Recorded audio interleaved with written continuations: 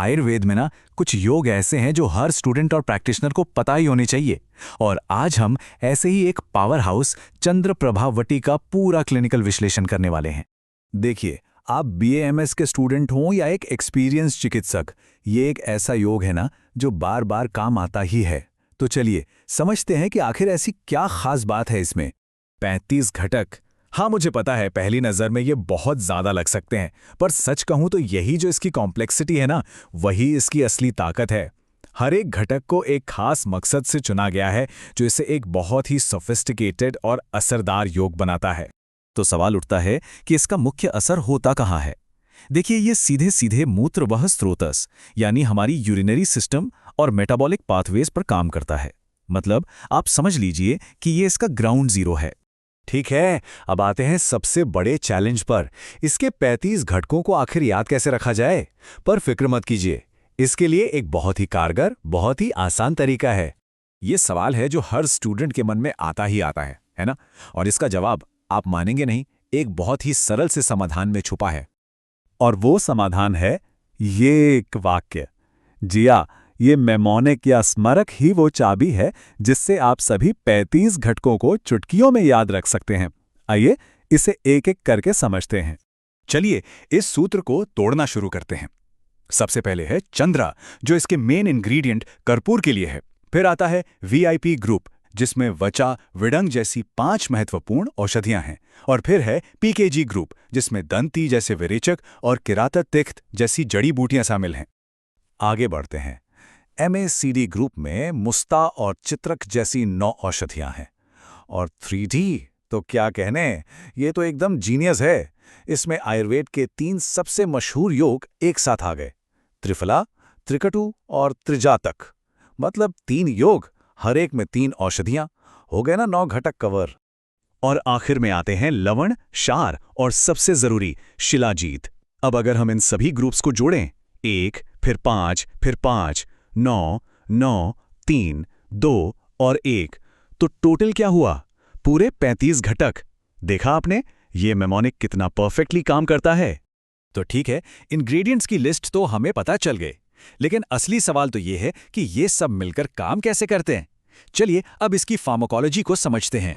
देखिए, यहां हर घटक की एक खास भूमिका है। जैसे शिलाजीत और स्वर्णमाक्षिक, ये रसायन की तरह काम करते हैं। लौह भस्म रक्त बढ़ाता है, पर असली जादू इनके तालमेल में है। इसका जो कटु तिक्त रस है वो कफ पित्त को शांत करता है, और इसकी जो उष्ण प्रकृति है वो वात कफ को संतुलित करती है। इसी वजह से ये एक बेहतरीन त्रिदोष शामक योग बन जाता है। और यहीं पर पारंपरिक ज्ञान और मॉडर्न साइंस एक साथ आते हैं। रिसर्च बताती है कि ये लाइसोजाइम फाइब्रिलेशन को रोकता है। अब अगर आसान भाषा में कहें तो ये शरीर में प्रोटीन को गलत तरीके से जमने से रोकता है। ये एक ऐसी प्रक्रिया है जिसे आज कई गंभीर और पुरानी बीमारियों की जड़ माना जाता है ना? कमाल की बात। तो अब जब हम ये समझ गए हैं कि ये काम कैसे करता है, तो चलिए देखते हैं कि क्लिनिक में इसे कहां-कहां इस्तेमाल किया जा सकता है। इसके जो मुख्य चिकित्सीय उपयोग हैं वो 2 क्षेत्रों पर केंद्रित हैं। एक तो हमारी मूत्र प्रणाली और दूसरा मेटाबॉलिज्म से जुड़ी समस्याएं। अगर विस्तार से देखें तो यूरिनरी सिस्टम में ये मूत्रकच्छ यानी पेनफुल यूरिनेशन, अश्मरी यानी गुर्दे की पथरी और मूत्राघात में बहुत फायदेमंद है। मेटाबॉलिक लेवल पर यह प्रमेह यानी डायबिटीज में बहुत प्रभावी है। और इतना ही नहीं, ये शुक्र दोष और आर्तवरुजा यानी मेंस्ट्रुअल पेन जैसी स्थितियों में भी बहुत अच्छा काम करता है। लेकिन एक सवाल हमेशा रहता है, क्या ये सुरक्षित है, क्या ये असरदार है? चलिए देखते हैं कि आधुनिक रिसर्च इस पारंपरिक योग के बारे में क्या कहती है। यहाँ रिसर्च के 2 पहलू हैं। जो पशुओं पर स्टडीज हुई उनमें पता चला कि बहुत ज़्यादा डोज देने पर भी इसमें कोई टॉक्सिसिटी नहीं है।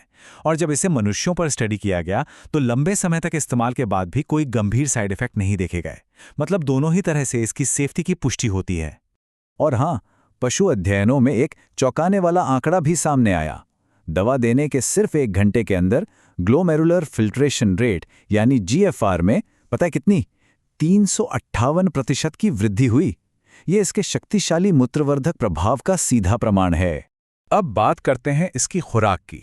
आमतौर पर 250 से 500 मिलीग्राम सुबह शाम पानी या दूध के साथ, और एक बहुत ही खास बात जो इसे कई आयुर्वेदिक दवाओं से अलग करती है, शास्त्रों में साफ साफ कहा गया है कि इसके सेवन के दौरान किसी भी तरह के कड़े आहार या जीवन शैली के परहेज की जरूरत नहीं होती। तो अंत में ये सवाल उठता है, क्या चंद्रप्रभा वटी जैसे जटिल और समय की कसौटी पर खरे उतरे पारंपरिक योग ही पॉली हर्बल चिकित्सा का भविष्य है? ये एक ऐसा विचार है जो आज के मॉडर्न हेल्थ केयर के लिए बहुत ज्यादा मायने रखता है।